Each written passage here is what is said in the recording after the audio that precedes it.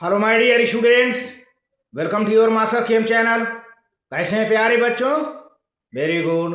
आज मैं Amla Shankar Yadav master chem channel की तरफ से क्लास 12 के बच्चों को aldehyde ketones and carboxylic acid chapter से वीडियो लेकर आया हूं। प्यारे बच्चों, आज के वीडियो में जो कि एग्जामिनेशन में बहुत बड़ा इंपॉर्टेंट है ये cause of acidic nature of carboxylic acids and structure of carboxylic ion, यानी cause of acidic nature of carboxylic acid.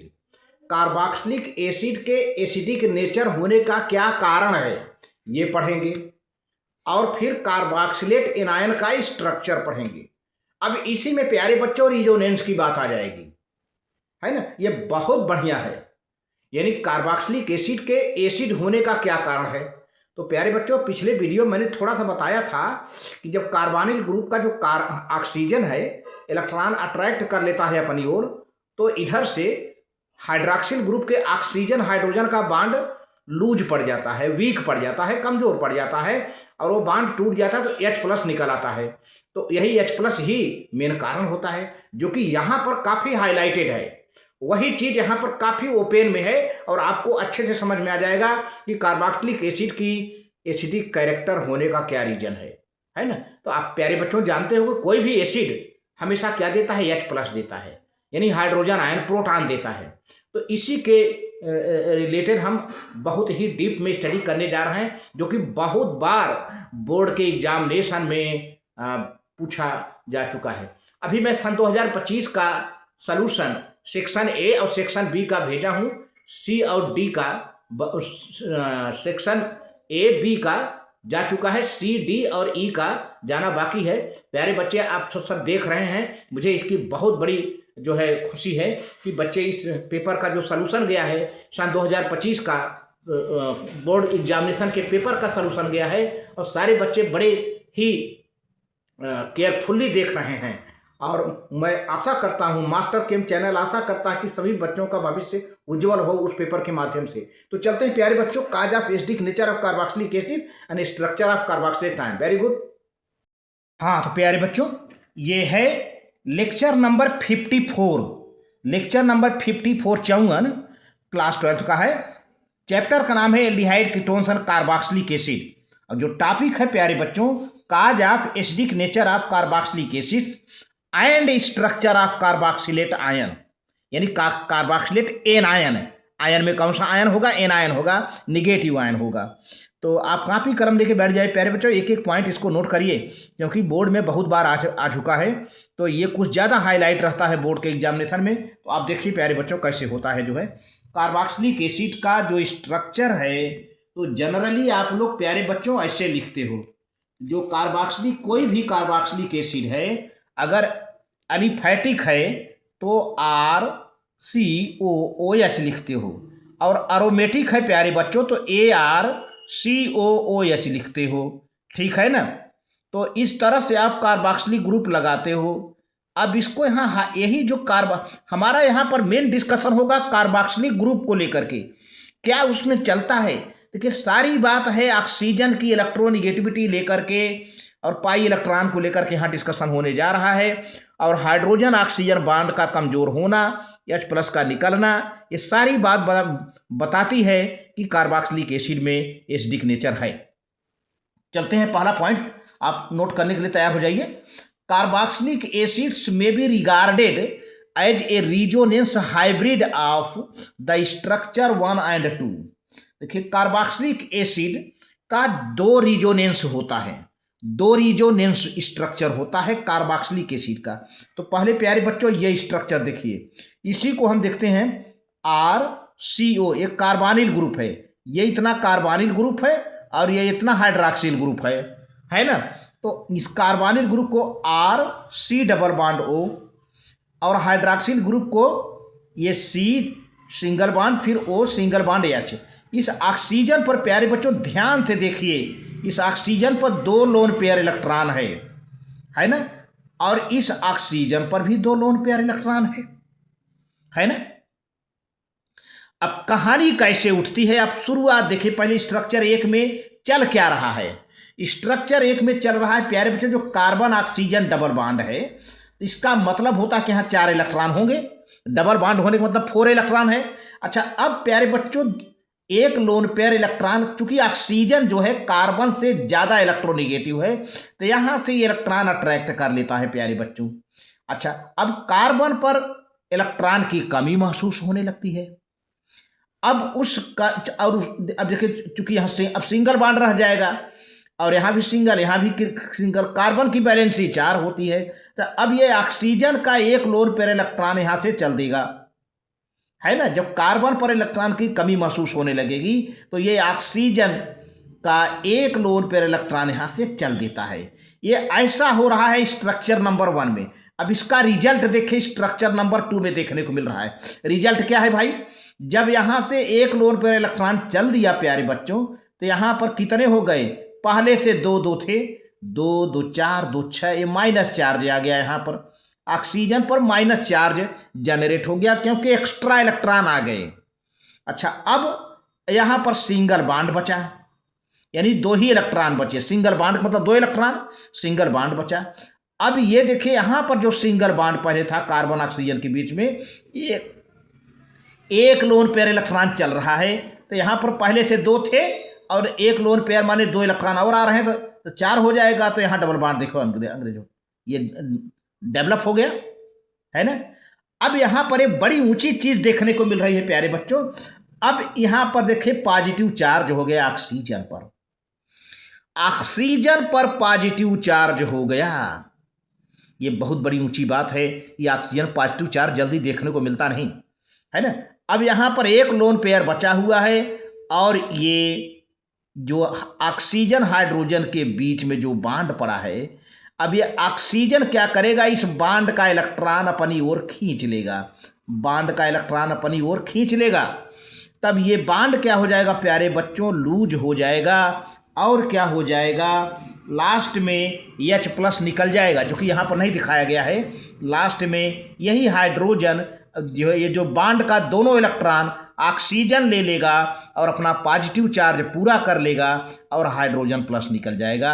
यही तो सिग्नेचर है। लेकिन यहाँ पर बहरहाल 2 स्ट्रक्चर दिखाया गया है कि किस तरह से ऐसा हुआ है। स्ट्रक्चर नंबर 1, स्ट्रक्चर नंबर 2, जिसमें ऑक्सीजन पर प्लस चार्ज है और कार्बन प्यारे बच्चों लेस इलेक्ट्रोफिलिक है, कार्बन यहाँ का लेस इलेक्ट्रोफिलिक है। तो ये 2 स्ट्रक्चर हो गया। अच्छा, अब देखिए आगे बात क्या, तो स्ट्रक्चर आपने देख लिया, आगे बात क्या बताई जा रही है, due to the presence of positive charge on oxygen atom, देख लिया आपने, ऑक्सीजन एटम पर क्या बताई जा रही है, atom attracts the electron of the OH bond, oxygen hydrogen bond. ये पॉजिटिव चार्ज जो ऑक्सीजन पर है ना, अब ये क्या करेगा, इस बॉन्ड का इलेक्ट्रॉन अपनी ओर अट्रैक्ट करेगा टूवर्ड्स सेल्फ, अपनी ओर। तब क्या होता है, रिजल्ट क्या होता है, as a result the oxygen hydrogen bond, मतलब ये बॉन्ड वीकेंस माने कमजोर हो जाता है, दुर्बल होता है, वीक हो जाता है, वीक, एंड अल्टीमेटली अंतोगत्वा ब्रेक्स, टूट जाता है, टू स्प्लिट ऑफ, टूट करके अलग हो जाता है, of a proton capital letter से हमने लिख दिया है, यही प्रोटॉन है प्यारे बच्चों, टूट करके अलग हो जाता है, प्रोटॉन में कन्वर्ट हो जाता है। And this is responsible for the acidic nature of the carboxylic group, और यही प्रोटॉन कार्बोक्सिलिक ग्रुप के एसिडिक नेचर के लिए जिम्मेदार होता है, रिस्पॉन्सिबल होता है। ध्यान दीजिए। अब आप सोचो कि अगर ये कार्बोनिल ग्रुप ना होता तब फिर ये ऑक्सीजन पर प्लस चार्ज आने न पाता। तो सारा रीजन देखा जाए तो कार्बोनिल ग्रुप का ऑक्सीजन हो रहा है यहाँ पर जो है। तो अब देखिए, तो पहले तो ये हो गया। अब यहाँ पर देखो प्यारे बच्चों, अब ये इसी स्ट्रक्चर को मैं दिखा रहा हूँ। ये यहाँ पर कार्बन, ये अल्काइल ग्रुप है, कार्बन है, कार्बन ऑक्सीजन सिंगल बॉन्ड है, 2 2 4 2 6, यानी 3 लोन पेयर इलेक्ट्रॉन है, ऑक्सीजन पर माइनस चार्ज है। और वही दिखाया जा रहा है कि देखिए ये अब यहाँ पर यहाँ का इलेक्ट्रॉन अपनी ओर अट्रैक्ट कर रहा है, ये जो है ना अट्रैक्ट कर लिया, तो अब इलेक्ट्रॉन यहाँ आ गया और ये डबल बॉन्ड बना रहेगा। और अब इस ऑक्सीजन पर पॉजिटिव चार्ज हट जाएगा, क्योंकि अब यहाँ पर एक लोन पर इलेक्ट्रॉन है, एक और आ गया, पूरा हो गया ना। अब ये डबल बॉन्ड बना रहेगा, कार्बन ऑक्सीजन डबल बॉन्ड। अब ये देखिए प्रोटॉन आपका अलग हो गया, यहाँ पर यही प्रोटॉन देखिए, यही स्ट्रक्चर, प्रोटॉन अलग हो गया है। तो आप देखो इस ऑक्सीजन पर माइनस चार्ज, इस ऑक्सीजन पर कोई चार्ज नहीं, दो लोन पेयर इलेक्ट्रॉन है। यह ऑक्सीजन कार्बन से डबल बॉन्डेड है ना। हालांकि इसमें रिजोनेंस चलता है इसी ये तो कार्बोक्सिलेट एनायन हो गया, ये कार्बोक्सिलेट एनायन हो गया, ध्यान दीजिए, यही है कार्बोक्सिलेट एनायन। मैं नाम लिख दे रहा हूं, कार्बोक्सिलेट एनायन। एनायन इसीलिए कि ऑक्सीजन पर यहां माइनस चार्ज है ना, CrCOO माइनस, कार्बोक्सिलेट एनायन है। अब कार्बोक्सिलेट एनायन का रिजोनेंस से आपको देखना है, प्रोटॉन तो अलग हो गया भाई। अच्छा, तो अब देखिए कि अब आपको लगता है कि इसी ऑक्सीजन पर माइनस चार्ज है, या माइनस चार्ज इस पर भी आ सकता है ना। तो यही तो रिजोनेंस है। तो after the removal of a proton, यानी प्रोटॉन निकलने के बाद, the resulting carboxylate anion is also stabilised by resonance. तो चलो भाई, प्रोटॉन अलग हुआ, अब इस कार्बोक्सिलेट एनायन को यहाँ मैंने लिख लिया, यही यहाँ पर लिख लिया, RC double bond O, 2 lone pair electron है जैसे जैसे दिख रहा है। इस ऑक्सीजन पर 3 लोन पेयर इलेक्ट्रॉन है, माइनस चार्ज है ना। तो अब देखिए स्ट्रक्चर नंबर 3 में क्या हो रहा है, फर्स्ट, सेकेंड और थर्ड। अब क्या हो रहा है, अगर ये एक लोन पेयर इलेक्ट्रॉन इस कार्बन ऑक्सीजन के बीच में आ जाए तो यहाँ डबल बॉन्ड हो जाएगा, ये माइनस चार्ज खत्म हो जाएगी। और तब जब यहाँ पर आ जाएगा, तब यहाँ पर जो है चूंकि लगातार डबल बॉन्ड होगा नहीं कार्बन के पास, तो अब ये लोन पेयर यहाँ का पाई बॉन्ड का एक लोन पेयर इलेक्ट्रॉन यहाँ आ जाएगा। तो अब देखो प्यारे बच्चों, यहाँ पर सिंगल बॉन्ड था तो 2 इलेक्ट्रॉन तो था ही, सिंगल बॉन्ड के लिए मतलब 2 इलेक्ट्रॉन मैंने बताया। अच्छा, अब दो इलेक्ट्रॉन और आ रहे हैं, मतलब एक लोन पेयर, तो यहाँ डबल बॉन्ड बन जाएगी, डबल बॉन्ड हो भी गया, और 2 4 जैसे था वैसे है। अब यहाँ पर एक लोन पेयर इलेक्ट्रॉन इस ऑक्सीजन पर आ गया, अब यहाँ पर माइनस चार्ज आ गया, देख रहे हैं स्ट्रक्चर नंबर 4 में। तो यानी कहने का मतलब पहले स्ट्रक्चर में जो है यहाँ पर माइनस चार्ज है, और दूसरे में यहाँ पर यानी तीसरे स्ट्रक्चर में यहाँ पर माइनस चार्ज है, चौथे में यहाँ माइनस चार्ज है। इस तरह से रिजोनेंस स्टेबिलाइज्ड है, कार्बोक्सिलेट एनायन है दोनों, ठीक है। तो आप इसको प्यारे बच्चों पहले नोट कर लें, तो हम आगे प्रोसीड करें। नोट कर लें प्यारे बच्चों, नोट कर लें, अच्छे से नोट कर लें। तो ये सब सारी घटना जो हो रही है प्यारे बच्चों, तो due to presence of carbonyl group का ऑक्सीजन अगर इलेक्ट्रॉन न खींचा होता तो यहाँ पर जो है ऑक्सीजन पर प्लस चार्ज न आया होता, और हाइड्रोजन ऑक्सीजन का बॉन्ड कमजोर न होता, प्रोटॉन न निकलता। जो सारी बातें आपने देख लिया, आप नोट कर लें। वेरी गुड, आगे बढ़ते हैं। अब देखिए यहाँ पर कुछ बातें बताई जा रही हैं जो कि आपने स्ट्रक्चर 3rd और 4th को देख लिया है, उसी के बारे में बताया जा रहा है। That both carboxylic acid and carboxylate anions are stabilised by resonance, but resonance stabilisation of carboxylate anion is more than that of undissociated carboxylic acid. तो प्यारे बच्चों, कार्बोक्सिलिक एसिड और कार्बोक्सिलेट एनायन दोनों रिजोनेंस से स्टेबिलाइज हैं, लेकिन resonance का stabilisation carboxylate anion में आपने देखा है अभी ज़्यादा है than undissociated carboxylic acid. Undissociated माने क्या, ये देखिए ये अनडिसोसिएटेड है, यहाँ भी रिजोनेंस है। ये कार्बोक्सिलिक एसिड अनडिसोसिएटेड है, यहाँ भी रिजोनेंस है। ये इसके बाद डिसोसिएशन के बाद कार्बोक्सिलेट एनायन है, यहाँ भी रिजोनेंस है। तो यहाँ पर जो है ये रिजोनेंस स्टेबलाइज है कार्बोक्सिलिक एसिड, और ये कार्बोक्सिलेट एनायन रिजोनेंस स्टेबलाइज है, लेकिन ये ज़्यादा स्टेबलाइज है। तो यही बात बताई जा रही है कि both carboxylic acid and carboxylate anion carboxylate anions are stabilised by resonance, but क्या भाई, but resonance stabilisation of carboxylate anion is more than that of undissociated, ऊपर वाला स्ट्रक्चर 1 और 2 जो कि अनडिसोसिएटेड है, टूटा नहीं है, carboxylic acid. And this is due to, ऐसा क्यों भाई, this is due to the reason that the canonical structure of third and fourth, यानी नीचे वाला जो कार्बोक्सिलेट एनायन का मैंने दिखाया था, for the carboxylate anion are equivalent and also do not involve separation of positive and negative charges, whereas contributing structure 1 and 4 for the undissociated acids are not equivalent or also involve separation of positive and negative charges।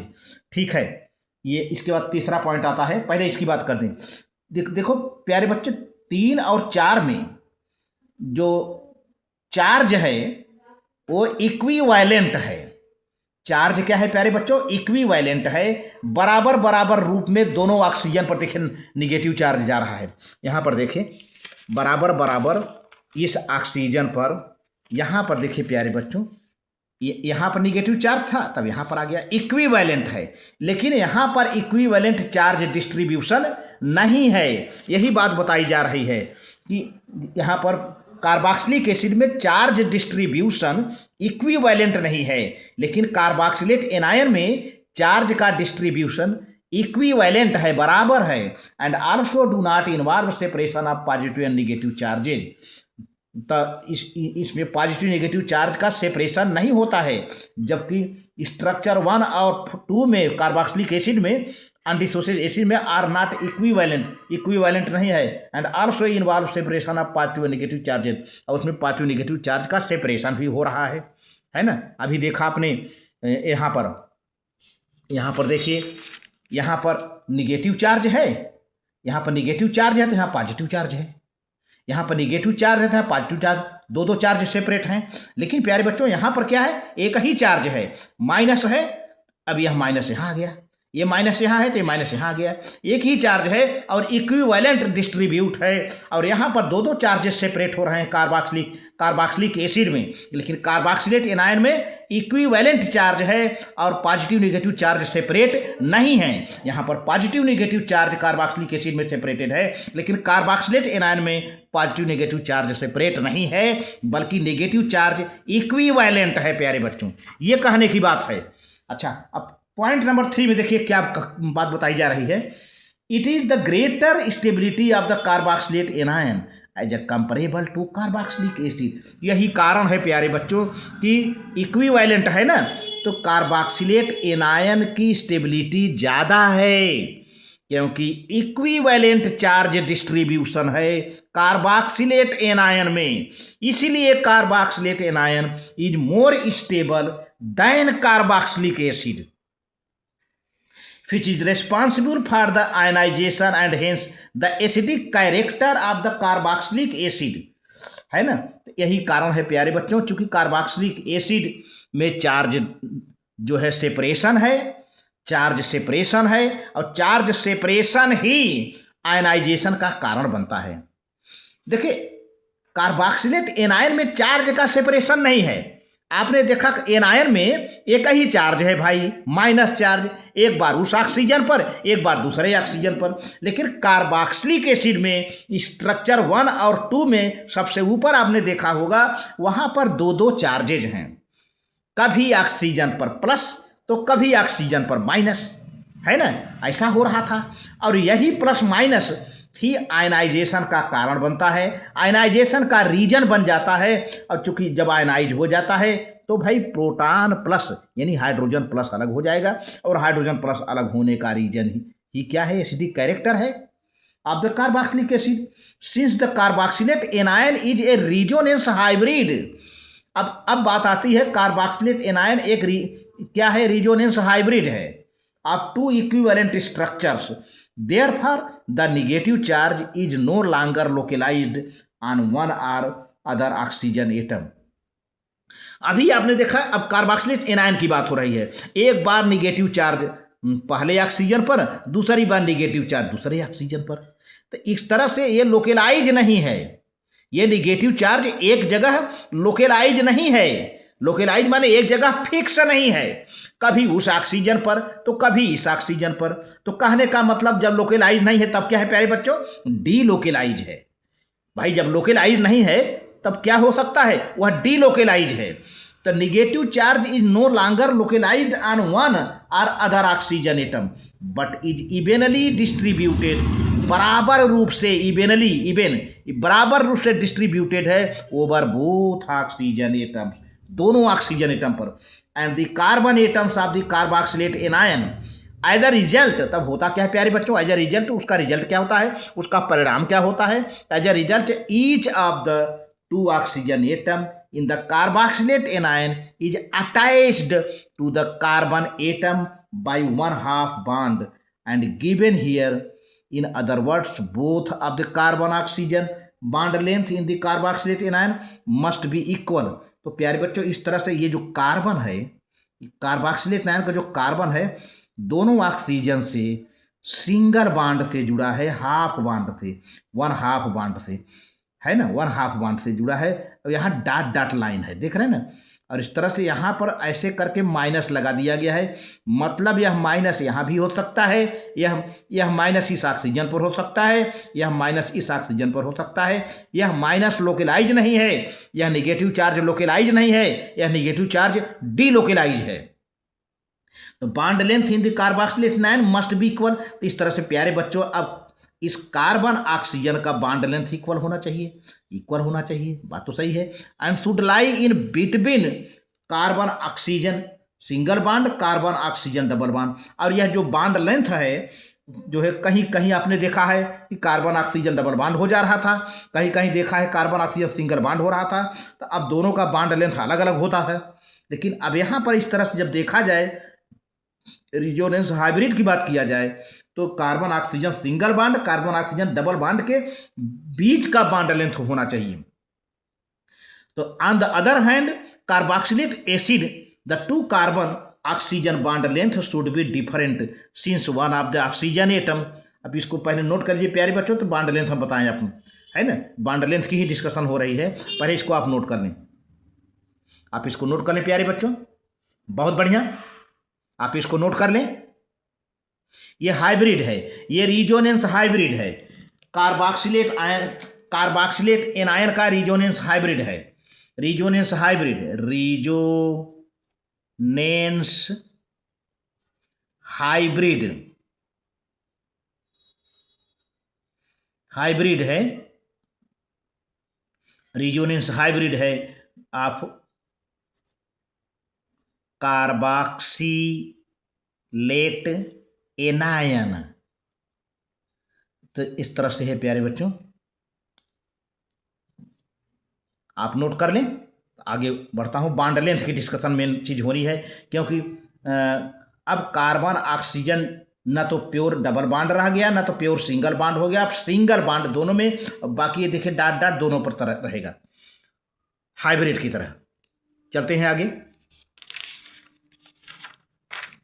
हाँ, तो is linked, carbon is linked to the carbon atom by a double bond, यानी carbon oxygen is linked to carbon atom by a double bond and whereas other is linked by single bond. अभी आपने देखा है, यहाँ पर देखिए, यहाँ पे कार्बोक्सिलेट एनायन में अभी मैंने देखा था, ये दिखाया, देखिए यहाँ पर है, ये है, यहाँ पर है प्यारे बच्चों, ऐसे है, और यहाँ पर है, ये जो स्ट्रक्चर है आपका, यहाँ पे जो स्ट्रक्चर है आपको दिखा दूँ मैं,